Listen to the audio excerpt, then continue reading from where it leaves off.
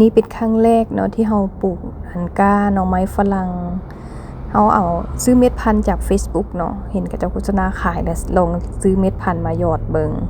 เราก็จะซื้อมาน่าจะได้ประมาณ20เม็ดบ่แน่ใจมาหยอดเบิงเขาจะหยอดปลาไว้อันหลุมถาดดำละ2เม็ดแต่ว่ามันก็ขึ้นทุกเม็ดแหละเห็นบ่หลังจากนั้นเราปาไว้ในถาดดำนี้ประมาณนั้นเดือนนึงนี่แหละมันขึ้นต้นแบบนี้แหละมันก็เริ่มมีแบบนอน้อยๆแทงยอดอีหยังออกมาละเราก็เลยแบบคิดว่ามันน่าจะดินบ่พอแล้วก็เลยแบบลองย้ายมาใส่ถังอันดินแบบขยายถาดโถใหญ่ขึ้นตื่มเห็นบ่นอน้อยๆนี่กำลังแบบแทงออกมาหากมันกำลังแทงออกมาเพราะว่าพื้นที่มันจำกัดก็เลยย้ายออกมาบนใหญ่ให้มันบ่ฮู้ว่ามันจะแบบปลูกได้หรือบ่เนาะประเทศลาวเฮานี่นะแต่ว่าเห็นอยู่ไทยอยู่หยังเขาเจ้าก็ปลูกอะนะเห็นก็แบบได้กินอยู่แต่ว่าเฮาก็เลยแบบลองเบิ่ง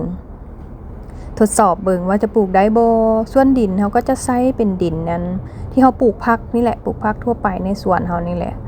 มาพวกมีแกบขี้งัวอีหยังพวกอันนี้เนี่ยดินแล้วก็เฟืองเน่าอีหยังประมาณนี้เฮาก็จะเอามาลองปลูกอันหน่อไม้ฝรั่งเบิ่งว่ามันจะได้กินบ่ว่าเป็นจังได๋เริ่มแรกเอาคือว่าเอากระย้ายมาใส่ถังสีแดงนี้ให้มันเป็นภาชนะที่ใหญ่ขึ้นเพื่อหากมันจะได้แบบลอยไปหลายขึ้นแล้วก็มันก็จะเจริญเติบโตออกนอเฮาคิดว่าจะเลี้ยงไว้ในถังในโถสีแดงนี้ประมาณนั้นเดือนนึงตื่มก่อนให้มันออกนอตื่มก่อนแล้วเฮาจังสิเอาจากถังสีแดงนี้ไปลงในกล่องโฟมเพราะนี่คิดว่าที่ปลูกในกล่องโฟมนะเห็นเขาเจ้าปลูกในกล่องโฟมก็แบบออกน้อยอย่างหลายอยู่ซั่นเด้นี่นอมันกำลังแทงออกมาน้อยๆลูกชายก็แบบอยากซอยแม่ดึงแม่ก็ย่านแต่ดินมันสิรุดแล้วมันสิบ่ขึ้นเบิ่งสิทดสอบเบิ่งเอาเพิ่นดึงแล้วก็ได้เห็นบ่แตกเลยเขาจะลองทดสอบปลูกเบิ่งเด้อคันได้กินได้หยังแล้วจังสิมาบอกเคล็ดลับว่าปลูกจังใดแต่ว่าตอนนี้หาก็เริ่มต้นเนาะเริ่มต้นได้ซ้ำนี้แต่ว่าเห็นมันออกมาก็ดีใจแล้วแหละเพราะว่าเขาปลูกช่วงยามฝนปีกายช่วงเดือน8เดือน9เขาเคยเอาแนวพันธุ์มันมาลง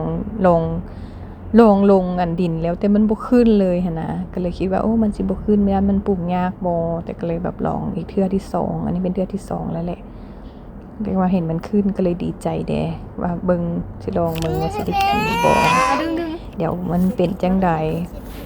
ขอสิมาอัปเดตตื่มให้แต่มื้อนี้ขอเอาลงถังก่อนลูกชายก็อยากซอยลูกสาวก็ให้หิวข้าวตื่นมาแต่ละมื้อช่วงยามเวลาตอนเช้าไม่เฮ็ดเวียกพอเฮาเอาลงหลุมอีหยังลงถาดอีหยังเบิดแล้วเฮาก็จะมาหดน้ำให้มันชุ่มแล้วก็ปาไว้ในเมือนร่มลำไรแบบมีแสงแดดน้อยนึงบ่จำเป็นต้องให้แบบแดดเปิดมือก่อนเพราะยามมันตายเพราะว่าหากเขาลงทางเดี๋ยวจะมาอัปเดตให้เบิ่งว่ามันจะต้นแบบใดนอออกหลายบ่เด้อ